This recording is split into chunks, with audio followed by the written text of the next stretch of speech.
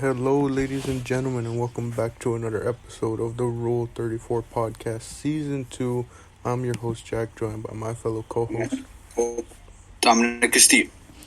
Alright, so we're back. Dom, you want to know something crazy that I found out while editing yesterday's episodes that I recorded with Mr. Solis? What happened? As far as Season 2 goes, the episode we're recording right now is episode 70. 70. And I bring it up because last season, we got a total of 75 episodes in. Right. So, obviously, we're coming up on July 3rd, which is, the day we started this. And it's going to be 2 years now, Dom. 2 years. Jeez, man. 2 years. Yeah, it's a pretty good milestone, I ain't gonna lie. Yeah, that's crazy, man. And then I was looking specifically, I was like, I was trying to, calculate it and see if, how things would go. And I think we might be able to match last season's count of 75 episodes. I don't know for sure, though. Right. I mean, if we have to do, an extra episode or two, I mean, we could do it. Yeah. I was looking, what's it called? Oh, gosh, why am I blanking on it? July 3rd is on a Sunday, so that's kind of a bit of an awkward day, but I think you and I could maybe find the time to record that day. Yeah. It might have to be done in the afternoon or maybe the evening, just to let you know. Yeah, I was going to say the same thing. It might have to be done because the mornings are quite busy. Yeah. But I'm looking back. Oh, okay, yeah, so we finished last season off on the 1 year anniversary, and then after that was the new season, where we started the season off with me talking about my surgery. Can you believe that? It's going to be a year since my surgery too. Interesting. And how's your foot doing so far ever since? Pretty much, how would you say it? Same as before surgery, except in the sense of I'm back to walking normally, Nice. No types of pain, no types of awkwardness, just walking pretty much the same as before. Love to see it, man. But so, got all that planned ahead. How are you, Dom? I am doing pretty well at the moment. Summer vacation, pretty slow. Nothing much so far has happened with me. However, there are some news. Have you seen the new Call of Duty Modern Warfare 2 trailer that just came out an hour ago or so? I didn't get a chance to see it, but the only thing I saw about it was someone saying that it looked terrible, but I don't know for sure because I haven't seen it. Yeah. I don't want to spoil it, but how would you say it? It looks very similar to a previous game we played back in 2019. Hint. But so basically, it's like a reskin. Yeah, it's a reskin of Modern Warfare 2019. That's what everyone's assuming. Obviously, the old characters are back from Modern Warfare 2, with the new fresh redesigns with the new game engine and stuff like that. So. But we're just basing all of this just based off the game trailer. So, I mean, I personally think it kind of went hard.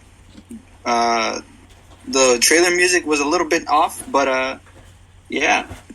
I guess, and also the release date is all the way until October 23rd, and pre-orders start today, which I think is kind of funny. But yeah, it's all the way until the latter half of 2022. When it's going to be released. Well, at least that gives people proper time.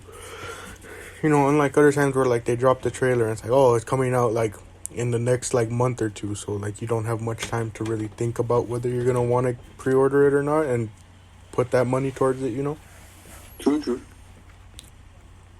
And so, yeah. Based off the trailer of what I've seen, we see all the original characters and I believe, I don't think in Modern Warfare 2 you actually ever got to see your own, player, I think. like the face of who you're playing. I think I might be wrong. I probably am completely wrong. I haven't not touched that game in like I think over 5 years now. But I mean, it is what it is. But yeah, I just hope that Modern Warfare 2 can strive to be the best of the best. Hopefully, it brings back old memories, old maps, or like at least like I guess remasters them. In glorious like 4K, 60 frames per second. I think that'd be pretty cool. But what I hope what happens is that it's not going to be as bad as with what happened with, or at least what was left behind in terms of what happened with the Call of Duty 4 remastered version. Because as much as everyone liked it, no one's playing it at all. I think the numbers are gone down low, and there was a lot of work put into it, but it was just ultimately just left to its demise. Compared to what I hope what's going to happen in Modern Warfare 2 is that it's going to be in the, I guess, same series of games as with how Call of Duty Vanguard, Modern Warfare 2019, and Call of Duty Cold War have all, I guess, technically coexist in the same plane, I guess, of existence, because you could like transfer weapons and skins from across, the 3 games. So I hope that the same does happen with Modern Warfare 2. However, aside from that, the gameplay is going to be also a super important aspect as to what I think, or as to what I hope is not ruined, because as we can clearly see that a lot of the gameplay, especially in the start of the trailer, where you can see like the gun recoiling, that the main character starts shooting a weapon, it seems very similar to that as of the physics, or at least how the game engine works in the Modern Warfare 2019, which is vastly different as to how the game engine and like how the character models work, as all that stuff back in Modern Warfare 2, the first game. So we hope that it's not too different from how Modern Warfare 2 has played off back in the years, but we stand to see what happens. They still have all the way till October. I have a bad feeling that people are gonna like play the beta, because for those who pre-ordered, there's also a beta test that's gonna be coming up soon. We hope that they don't delay it any further, but if they have to delay it, well, I mean, it's better than not, so that they can perfect and polish anything they have to do, and not pull off like a Battlefield 2042 with like no one's playing the game, because the game was absolutely trash and it was rushed just to follow the Christmas rush. Yeah, I remember. And so yeah, we'll see what happens. So I just finished up watching the trailer, and I could see a lot of what you mean. Looks real interesting. It looks like like how you were kind of saying. It looks like it's a mix up, and like it's following up Modern Warfare 2019, but also following up the original Modern Warfare 2, because you see a lot of those characters, like you said, returning. Yeah. And so, it looks like, I think, I can't remember, correct me if I'm wrong, but did Cold War or Vanguard have a campaign? I don't think so, right? Cold War did have a campaign, Vanguard did have a campaign. They did? I don't remember them, but, so, obviously, they're probably going to follow the same suit of having a campaign, the multiplayer, now Warzone, and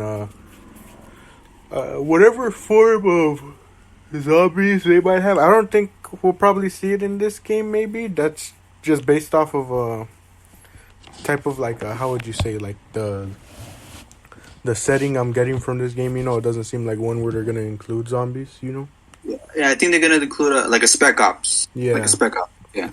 But so, I mean, it looks real interesting, but like you said, you just got to kind of hope, because they, as what's happened with COD, where they take a yearly release approach, Yeah. instead of just, how would you call it, like, spreading them over time, and so like a lot of the games just feel copy and paste as they come out the years, because it's like they just keep releasing them yearly, Yeah. And it's not to say that it's like, how would you say, it's not like it was always or it's not like it's anything different, because if you actually look back at the history of Call of Duty, you kind of always see like a yearly release. So like the original Call of Duty came out in 2003, then the second one in 2005, then the third one in 2006, then Call of Duty 4 2007, World at War 2008, MW2 2009, Black Ops in 2010, Modern Warfare 3 in 2011, Black Ops in 2012. So yeah, they've had a yearly release ever since the second one. Like they've always had to come out with a game every single year.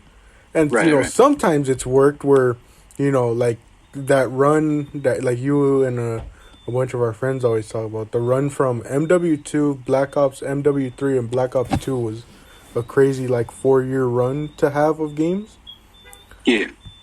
But then you get to like the later years where people just weren't enjoying them as much, Right. because like I mean, people had no issue with the Modern Warfare 2019. I didn't see people have that many issues with Cold War, but like Vanguard was really the one where people were like, can they please take a break of like working on a game for more than a year, Yeah.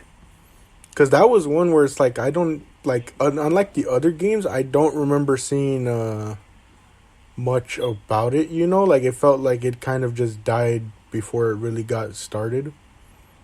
Right. And I mean, you kind of just hope, like how you said, that if they need to delay, then do it, because, you want the game to be as best as it can. Right. Because, like, here, I'll give you an example I know. So, obviously, when it comes to sports games, they come out every year, Yeah. They follow suit, and again, kind of like how people feel about the Call of Duty games, they're always just kind of copy and paste, nothing much different to them, And so when it comes to wrestling, Dom, they also have the games, the WWE 2K games. But then the pandemic happened, of course, right? Right. And they couldn't come out with or they kind of had planned a release for 2020, because you know how each game comes out like the year before. So like 2K20 came out in 2019, Uh-huh. So they had plans for 2K21, but they held off instead to kind of how would you say, give themselves more time to work on the game. Right. And so this gave them, I want to say, I think it was 2 years time, maybe even not. No. I think this year would have been 3 had they released, because they, like you said, they usually release around the holiday times, like around I think October or November. But this time they released it in, I think it was March of 2022. So from 2019 to 2022, they didn't put out a game and instead chose to allow that time to fix what was wrong with the previous game, because the 2K20 version was so terrible. Like there was so many things that were just like that would cause glitches, that would cause crashes in the game. So they put all this time to work on it, and it's basically one of the more well-received ones because of all the things. Well, there's still some things that people, had constructive criticism about, Right. They improved like a lot of stuff that like overall made the game more replayable. Like they added different modes. They, were doing certain like live updates and adding content to the game for free, basically, to kind of like update the feel of the game. And Yeah. the one that I liked the most was they implemented this thing called custom renders. So, like if you create a character, like, because there's certain characters that aren't going to be in the game. Because there's a section called community creations, right? And that's where you go to get like and download like people's created versions of those that aren't in the game. Right. But if you were to do that, especially like, or even in previous games, really like all it would show is kind of like the person in the game, like their in-game model.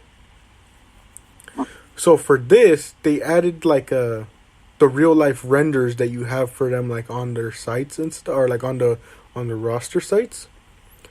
And to Right. add to the immersion of the game, they added this render feature where for even you can add it to even those custom ones, so that it can look like it's actually in the game. Right. So like instead of seeing their like a custom in-game model, you can upload the picture of that person, and so if you get the size right, it matches up with what's in the game, and that was pretty big too. And so it's like, it's kind of an example of what taking time in video games can do. Because they went from having one of their worst releases with the 2K20 to when 2K22 dropped, it was so well received, and people were like already like forgiving them for that mistake because they were like, well, look, they got the time that they needed, and look what type of game they put out. Yeah. And so I think Call of Duty can. I don't think they'll ever follow suit because, as we just showed through their history, they have a yearly release every year since 2005. So I don't think it will ever happen. But like you said, you just gotta kind of hope that they took their time like really, and that it's not gonna be just another like reskin game. Right.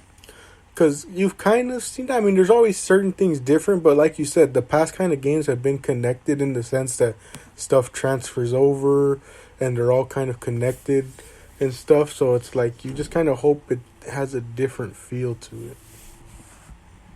Yeah. Interesting. I mean, I just hope it. I guess Alien. It's not Alien. It's just so.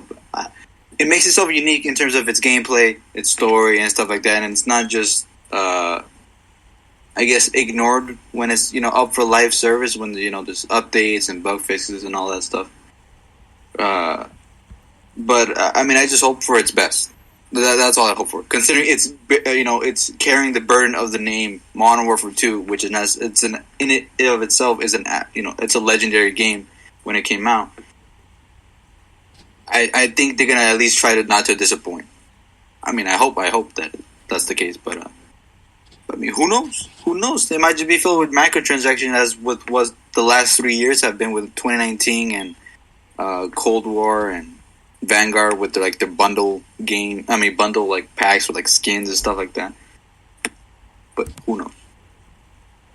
Yeah, it'll be interesting to see what it's going to look like. I don't know. I doubt I get it. What do you think, Don? Would you get it? I would wait until the October time to come get it, just so people can get like their impressions and stuff like that. Only because I hate to regret getting a game and then knowing that I'm probably not going to play it afterwards because its player base just dislikes it overall in general, and no one plays it, and thus there's no point in playing it. Like, I still regret my purchase for Battlefield 2042. Because no one's playing it, and it's just filled with just bugs and glitches that no one wants to confront anymore. So I just hope that 2022 Modern Warfare 2 just does it well. It plays it well. I might get it. I'll probably get it, regardless. Because they might just throw in some nostalgic factor, especially if they do like a campaign. Because I'm still wondering where in the timeline is the campaign going to be set in. I don't know if it's going to be the same time as Modern Warfare 2 or, like, I guess different side stories or afterwards, before, or I'm not sure. But, Can I say something? Oh, hey, man. Go ahead, man. Hello. I just thought I was listening to you guys talk right now, and I thought of a very interesting point that Don brought up. How when there's, like, a lot of bugs and, like, the game developers don't do anything about it, it's kind of like a slap in the face for everyone who bought the game, because they invest their money into it, and then it's kind of like you gave us your money and now we kind of just move on and just give you an unfinished product. I don't know, that just seems like a very scummy thing to do, and like they still get away with it. That is Yeah. true. And like in the next release, like the next Battlefield, people are still going to buy into it because of their like investment in the title, and not like because let's say like for Call of Duty, how you guys were talking about, most people buy the next game because of their previous experiences and like all the nostalgia. Oh, it's Call of Duty. I played this game so much when I was a kid. Blah blah blah. So they buy it again, and it doesn't live up to the hype, and then they're screwed because they dropped another $60 on a game that they played maybe for like 2 weeks and then never touch again. I don't know. It just feels like people kind of need to realize that those old memories they're never gonna come back, and like they're never going to release a game that's going to produce the same amount of enjoyment and like fun anymore. Because I don't know, for me, Call of Duty is kind of like a dead series. After like a certain point, it just started going downhill, and then with Modern Warfare, that kind of with the Battle Royale, it kind of went up a bit, but like it just came back down because the Battle Royale is just full of hackers and shit, and it's just like I don't know. Like there's no point in buying a Call of Duty game. Like you have to make them realize that they can't just release a half-finished product and people are still gonna buy into it. It's dumb. Like if people just stop buying their game, then they have to reconsider their whole like marketing strategy. Because right now they're using the name Call of Duty to bring people in, but if people just kind of disconnect from that, they make no money, and then they have to try something new. Yeah, I think that's definitely like the biggest thing is like I think people fail to realize just how much we as like the consumers hold all the power, because like like Gio's saying, let a little like indie game come out and do something like that, where they release a game and then they're like, oh, we're hearing that there's all these bugs but we're not going to do anything about it. That thing's going to flop, and then because of that game tied to their name, if that indie company tries to release another game, it's not gonna get any success or traction, because it's gonna be like people are gonna hold that game failure like above their head, like, oh well, you did this to us last time, how can we have any faith in your new game? But yet they let, like Gio was saying, they let the big games like Call of Duty and the ones with big name value, they let them get away with all this stuff, because it's like, well, I can't even really tell you why they let them get away, because if you look on all social media, whether it's Twitter, Instagram, Reddit, YouTube, whatever, all you see is people complaining about how things aren't the same and how they want change, but yet they don't prompt the change by actually not buying the game and proving that, they're not going to let these companies get away with this stuff no more. It's very interesting that you said that, because like with an indie company, if they release one bad game, their reputation is completely destroyed. But with like or like Sledgehammer, and I forget Activision, it's been like 5-6 years of bad games, and their reputation is still like solid, and that really makes no sense to me.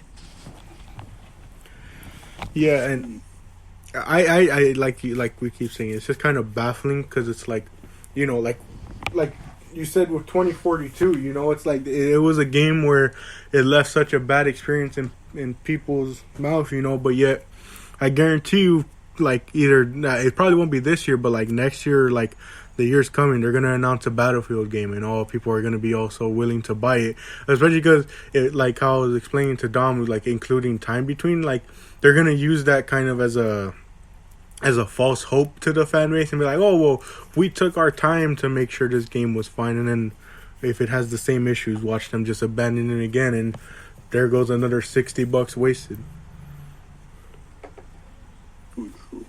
Very true. Man. I'm trying to think, Dom, can you think of any like indie games that, or like indie companies that just never recovered from bad releases? I could think of a lot. I cannot name companies, but I know some games in which the company just never came back from. I think there's like a lot of battle royale names I can remember. I think there's one. What was one game? There was this one battle royale game that got a lot of like just criticism against it. I think it was what was it? Was it H1Z1, PUBG? H1Z1. No, PUBG's still alive. But there was another battle royale. It's like it was like Hidden Away. It's like it was like a battle royale where instead of like going outwards into a circle, it's like going up and down like elevators. But I think some Twitch streamers played it, and everyone just trashed on it, and the company just ceased to exist because everyone didn't like it. No one played it, and I think they spent like millions on like the production for the game, and no one ever bought it on Steam. I think it was like a $30 game for like a really bad battle royale, and they just ceased to exist. I think afterwards, but for other companies, I'm not too sure. But yeah.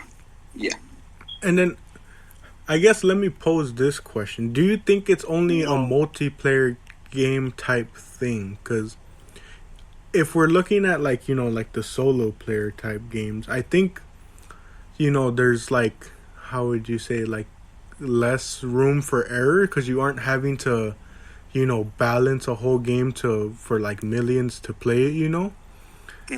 Right. But like I still feel like there's certain like solo player series that like follow that same suit of like maybe they had a bad release, but yet like people still bought into any sequels that came out to the game. Because like I think you could include Assassin's Creed in that, because I know like after like when they did like the modern era of Assassin's Creed, a lot of people weren't happy. Like the whole like the RPG aspect of like Origins, Odyssey, and Valhalla, a lot of people didn't enjoy that because it didn't feel like very Assassin's Creed like, where it didn't live up to like the previous releases. Because Assassin's Creed has some banger games, dude. Like the Ezio trilogy is really good, and like the whole like, because those were like actual single player games, and they had like a certain dynamic. Like they were like side quests, but it was very like story heavy. And like in the new releases, either people are saying that the story is not as complex as before, or the gameplay is just not as interesting. Because I could agree on that, because I played the older games, and then I played the newer games, and like the combat is just not the same. And I think like for single player games, that's like the main issue that developers are gonna have. Like they need to have a very intriguing story, and the gameplay has to be engaging. Because if they don't have that, then I don't think the games are going to do that well. But then, ironically, Valhalla is like the best-selling Assassin's Creed they've ever had. And I don't know, for single-player games, it's kind of like it's more complicated because I don't know, people are just looking for different things. Yeah, I think for sure that one's probably kind of like a harder one to judge, because like you've seen, like it's easy to kind of see like if there's like a sequence of games, you can see like where general consensus kind of shows like which one was people's favorites and where they think the series kind of fell off in a sense, But I don't think it's the same as a multiplayer game, because for the most part, it's somewhat easier to tune any bugs in a solo player game, especially because like solo player games tend to follow like a linear like story and all that, so it's kind of easier to locate the bugs, and fix them. Right. Whereas a multiplayer game, it's like you kind of have to find the different areas and again kind of have to balance it with other things, like for example, if there's like a glitch in a COD game, it's not so simple as fixing it. It's like you got to fix it and then make sure it doesn't offset something else in the game. And not only that, but you also have to work with like maintenance times, and if you're fixing bugs, people are gonna have to be waiting in the background, just waiting for the game to be ready again. Yeah, and it's funny you bring it up, Dom, because I looked over to my stack of games and I just saw one that reminds me of that. Overwatch. Dom brought up Battlefield 2042 being abandoned by developers. Dom, do you remember when Overwatch was basically abandoned only like a year or two into its lifespan because they wanted to focus on the second one? Pretty much, yeah. All we got was new characters, maybe one new map every like 6 months, and then at that point, like after like 3 years, they stopped doing that because they were like, oh well, no, now it's all gonna be in the second game, and yet we just keep hearing about this second game and barely anything comes out about it, whether it's going to release in what year and what exactly is going to be in it that makes it different from Overwatch 1, if anything. I think when developers say things like that, like, oh, we're going to like focus more on this part of a game, but we're just gonna like leave this game for now and just start working on the next. And then when we finally get the like what they were allegedly working so hard on, and it doesn't live up to the hype, it's kind of like you worked all this time. You told us that it was going to be like this great game, but this is what you give us, and it's kind of like, I don't know. They have to be careful when they say things like that because, like in Destiny, or like in Destiny 2 more specifically, like I don't know how many years it's been, but they keep saying we're going to focus on the PvE aspect of the game, and we're going to make sure you guys get a very like interesting and fun experience while playing that part of the game. And every season, it's basically the same thing, just with like maybe a new character or just like more dialogue for certain sections. And like PvP is completely ignored. And like all the PvP players are like, when are you gonna like give us something to do? Because like we've been playing the same 6 maps for the last 3 years, and PvE is not any better. So what are you guys doing with all your time? And it's just like, I don't know. They have to be careful when they like hype something up, because then when it doesn't live up to the hype, they're going to get a lot of criticism. I feel like I'm talking too much. It's not even my podcast. No, it's all good. What's it called? That's the same issue that happened with Overwatch. Where Dom, you can speak to this too. That they had that first year of the events, and then the second year of the events run, and it's the same kind of game modes for each event. Like the summertime event, winter event. But it was only like 2 years, so people were like, "Oh, it's still kind of brand new."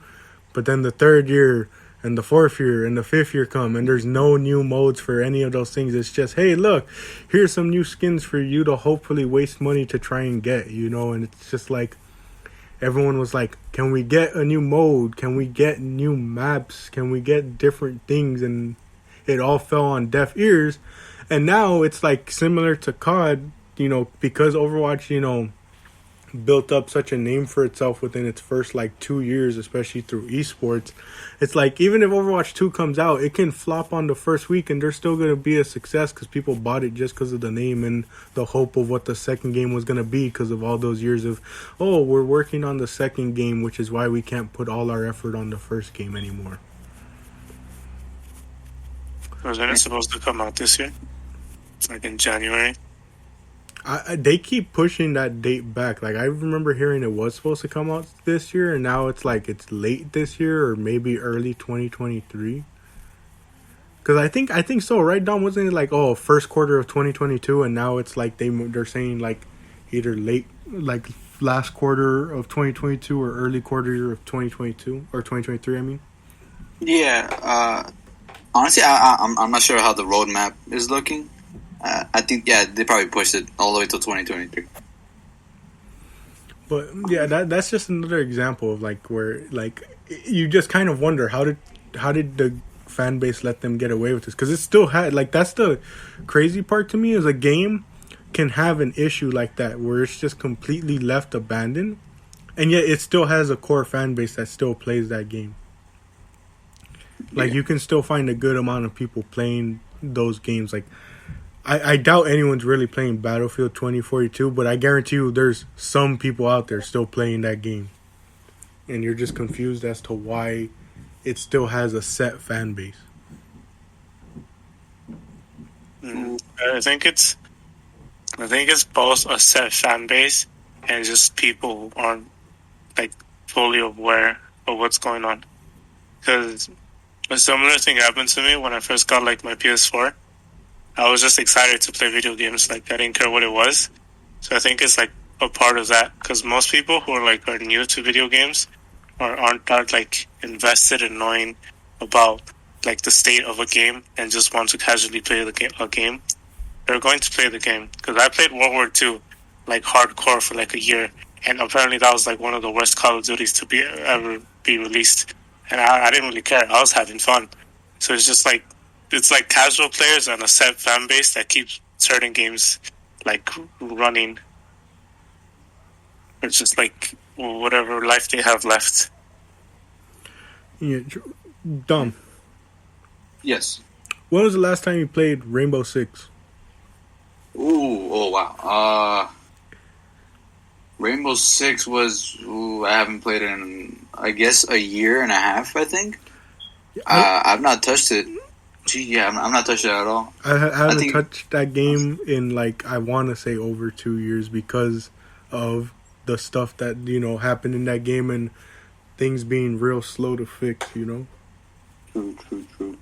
That's another game where it was like, similarly, I started off that way because I knew nothing about the game, so like I just played it casually and was like, oh yeah, this is like pretty fun. But then as I got like 2 years into playing the game, I was like, okay, I can see what most of these people are talking about. Because it got to the point where it was so bad, you remember, Dom, where it was like you weren't even playing a ranked match and yet you felt like you were. Yeah, there was just too many people who like took it too seriously in casual games, nonetheless. Yeah, and I mean that's like a whole discussion of its own. But like it was like you try to have fun with your friends, and then like it's just impossible to. True. And like I can look at my stack of games and just slowly but surely name off to you like so many games, like Dom said at the start of this, so many games that you just kind of look back and regret buying. And you're just like, man, they really got $60 out of me. True. I mean, not only that, but games are now $70. I think games are not going to be $70 from this point on. So now it's going to be $70. You're wasting just like the M1 Go. And not only that, don't forget, like most games nowadays, in-game transactions. And that's it. Yeah. You don't have to, but most of the time they usually get you in with them, and you're just kind of stuck there. Like, I don't know. Like, it was like an early day topic we talked on this podcast. You remember we were talking about like the slump that video games are in, and just like what can really help it out of it. And I don't really know what kind of to propose to that anymore, because like we just keep mentioning, a lot of these games with name value, they're gonna continue making the money that they do because no one ever really wants to see change. Because like you already saw here through us like talking, it's like I wanted to, I just wasn't gonna force myself to play games I had no interest in. Dom wasn't going to, so it's like I don't know, where exactly does video games go from here?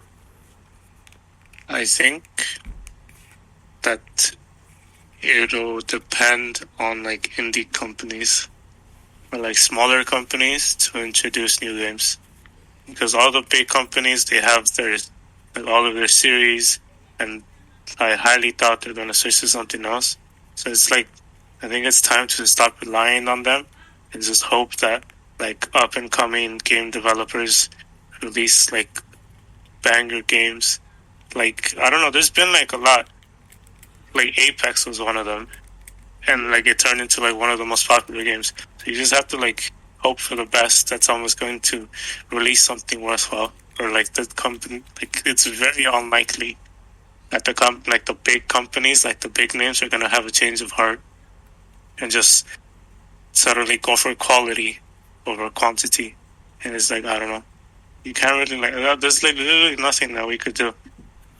Yeah, because they want money, and then we have the money, so we're just gonna. Some people are gonna buy into it, and then those who are smart enough are just going to realize that can't really be doing that. Yeah, like the sports games, where it's like I was saying, Dom, nothing ever changes in them. It's the same thing over and over, and people still buy into it, every single time because it's the new rosters, it's this and this, and then they waste money through like the ultimate teams, even though it's the same thing every year.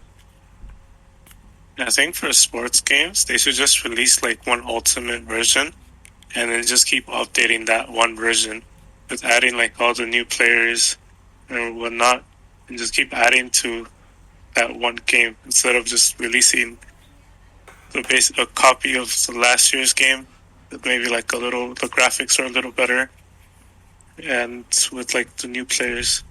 Because I don't know, FIFA died because of that. I think most games died because of that. Most sports games died because of it was just copies of the last year's game.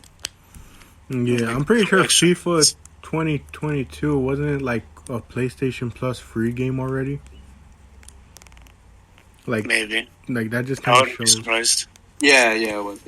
Yeah, that just kind of shows the level of like falling off a lot of these games are, and I think more people are gonna start. How would you say, like realizing that? Because like I don't know, it seems like more people nowadays are playing like solo like player games, which you know isn't any different than before. But like they're kind of starting to see the value in like taking a break from all these other forms of games to like play these versions.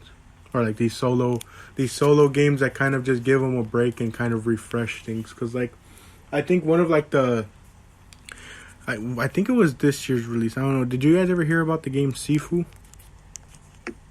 Sifu? It's like a game where you're playing as this guy, and like I think it's like each time you die you get older, but also you get stronger too, and like it was like a unique aspect. And like I saw a ton of people playing that, and like it was like I think that was like an indie game if I remember correctly. I don't remember for sure, but it was like that was a game that got pretty big, and it was just like, you know, you kind of just hope to see more of that rather than, you know, just these general ideas being copy and pasted.